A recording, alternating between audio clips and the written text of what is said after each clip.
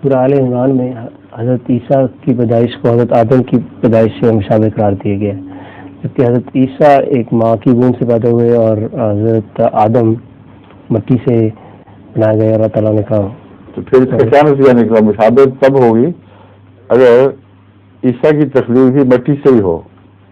جی ہاں جی جی آدم کی تخلیق اگر مٹی سے ہے جی تو عیسیٰ سے مشابہت کیسے ہو گئی جی جبکہ عیسیٰ مٹی سے پیدا نہیں ہوا؟ جی ہاں صحیح بات ہے.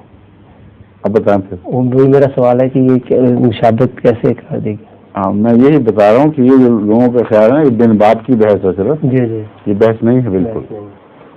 اللہ تعالیٰ فرماتا ہے کہ عیسیٰ کی تخلیق دیکھنی ہے تو یہ دیکھو کہ انسان ایسی حالت میں پیدا کیا گیا تھا کہ جب کہ کسی نطفے کا بھی کوئی سوال نہیں تھا،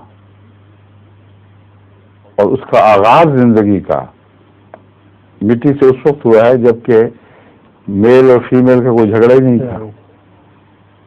تو جب اس سے خدا تعالیٰ نے تخلیق جاری کر دی اور پھر سنگل فیمیل سے آگے نسل چلائی ہے، تو عیسیٰ کے معاملے میں تعجب کیا کر رہے ہو تم؟ کیوں خدا یہاں آ کے محتاج ہو گیا ہے جو ایسا قادر مطلق ہے کہ مٹی سے آغاز کرتا ہے اور پیدائش کو جاری کر دیتا ہے؟ سمجھ گئے؟ ظہور مہدی آخر